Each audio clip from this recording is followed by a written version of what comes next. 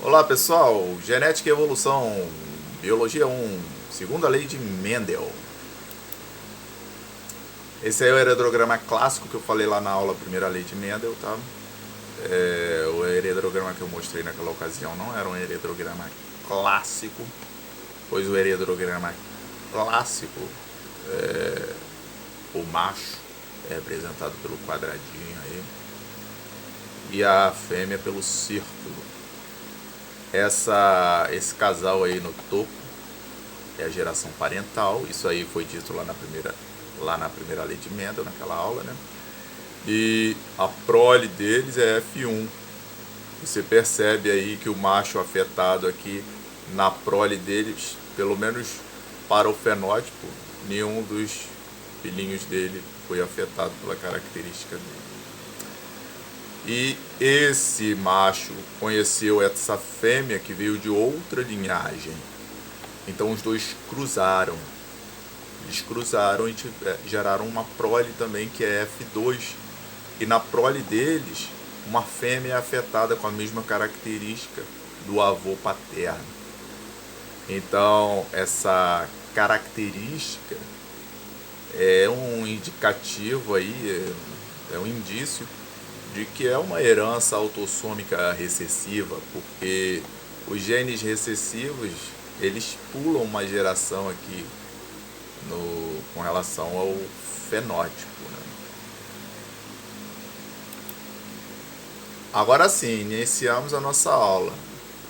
O conceito da segunda lei de Mendel é uma lei de segregação dos fatores independentes, ou de separação dos alelos que são independentes. Isso acontece de certa forma aleatório, por isso tem o jogo com os dois dados aí, né, que é numérico e é bem aleatório. Acho que o que é mais interessante aí como ilustração, como comparação, é a sopa de letrinhas com esse cidadão dando uma colherada aí. Ele não pode escolher as letrinhas, né? Só se sabe que dentro da colher dele, se estiver trabalhando com duas características, vão caber aí 4 letrinhas. E não se sabe ao certo se essa letrinha aqui é do pai e aquela é da mãe, ou 2 letrinhas do pai e 2 letrinhas da mãe. É bem aleatório isso. Vamos entender um pouco mais na próxima tela. Aí essa tela é uma tela bem difícil de trabalhar, mas só para tornar um pouco mais tranquilo, eu lembro as pessoas aí que gostam de jogar batalha naval no videogame, hoje no computador, né? O princípio é o mesmo. Você tem aqui esses fatores aqui em cima, na vertical, e aqui à esquerda. Aliás, à esquerda na vertical e em cima na horizontal. E você cruza as informações até chegar aos quadrantes. E no jogo Batalha Naval, o objetivo é afundar os navios do inimigo. Esse princípio aplicado aqui no quadro de Punnett, né, você pega as informações daqui, você tem que montar isso aqui, né, você vai segregando os alelos e as probabilidades aí desses alelos, vai segregando, e depois tem um rearranjo desses alelos, desses fatores, tá? Lembrando que um gene possui 2 fatores, ou 2 alelos, tá? O gene A possui as probabilidades para 2 letrinhas de A, e o gene F, probabilidades para 2 letrinhas de F.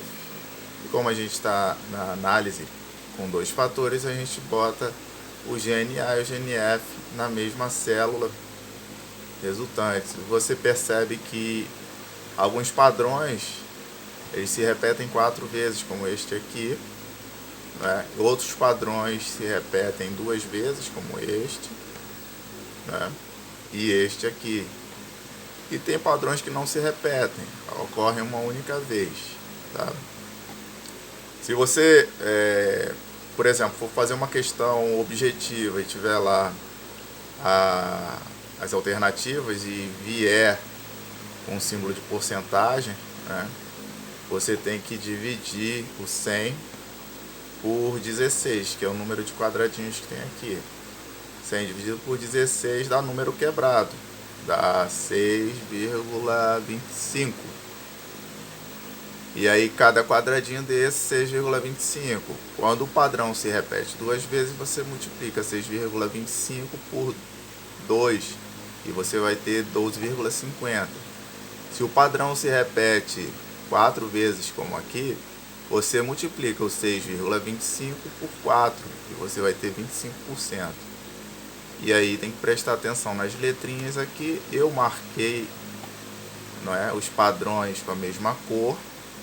Por exemplo, aqui, homozigoto dominante para A e heterozigoto para F foram marcados da mesma cor vermelha. Ocorre também aqui, ó, homozigoto recessivo para A e heterozigoto para F. Marquei em amarelo. E esse que o padrão se repete 4 vezes, eu marquei em azul, tá? Ele é o heterozigoto para ambos os genes.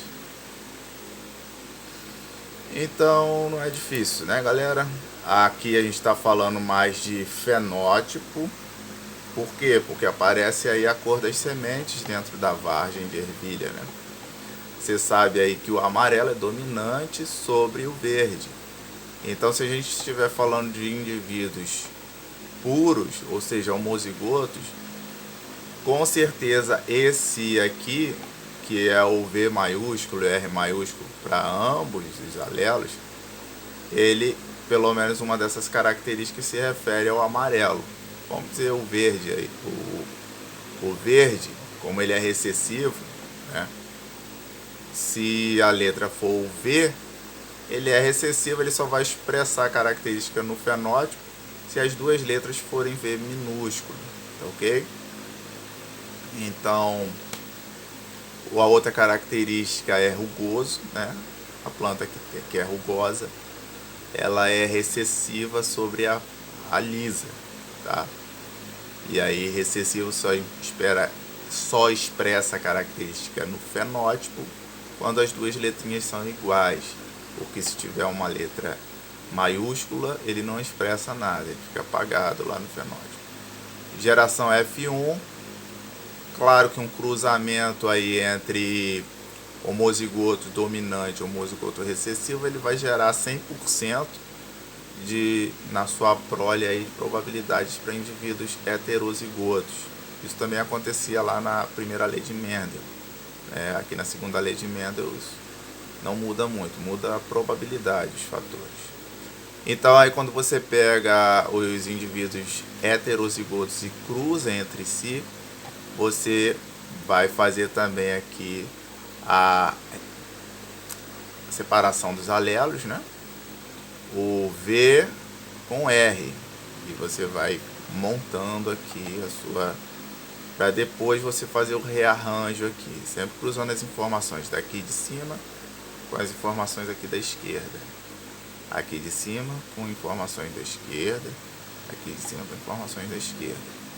E aí, galera, se for perguntado no enunciado aí qual dessas probabilidades é para o indivíduo de semente verde, aí a gente vai ver aonde tem as duas letras minúsculas verde, né? Por exemplo, você tem aqui, olha, Vzinho, Vzinho, tá? É uma probabilidade para o indivíduo ser verde. E aqui, quando puxa no zoom, meio que aqui também, Vzinho, Vzinho, ok? Então, outra probabilidade para o indivíduo ser verde. E tem... O cursor às vezes some, mas vocês estão vendo um aqui, ó, tá? Vzinho, Vzinho. Nesse quadradinho aqui, ó, todos eles são Vzinho, Vzinho. Essas todas são probabilidades para ele ser verde, tá beleza? Então eu vou tirar esse zoom aí, vamos para a próxima tela. Próxima tela, acredito eu que seja mais didático. Olha, 2 genes, que está trabalhando com 2 características, 4 fatores, 16 probabilidades. Isso aí é uma regrinha. Quadro de Punnett, nesse caso aí, com essa ilustração que é do livro da bibliografia que eu recomendei para vocês, que é o Amaves e Marto. você tem duas características aí em análise, que são essas aqui, ó, cor da semente e textura da semente, né? A semente amarela e o outro tem a semente verde. Um é verde rugoso e o outro é amarelo liso.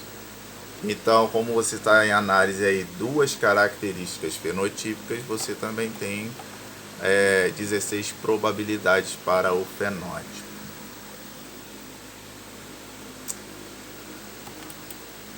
E aí, se você quiser trabalhar com mais características do que duas, você pode trabalhar com 3, com 4, com 5, com 6, né?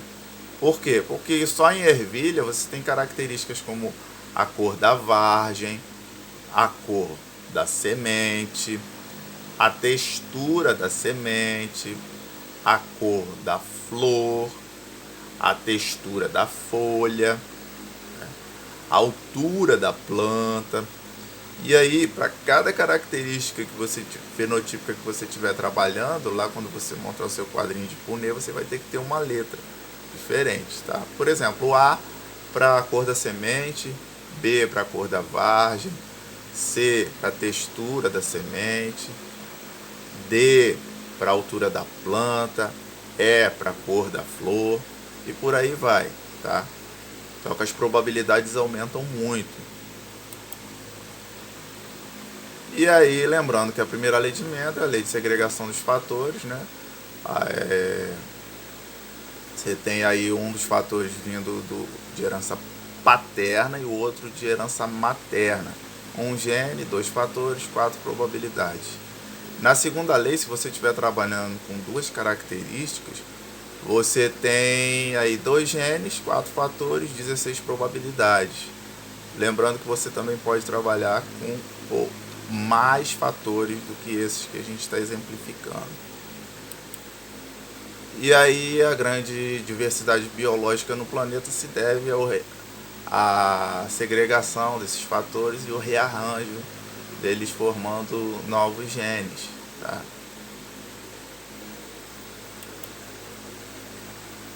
Bibliografia recomendada: Mabs e Mars, J. Lawrence, Vicente Amato Neto, Hamilton Gray e a fotografia aí de Mendel cuidando de sua plantação de ervilhas.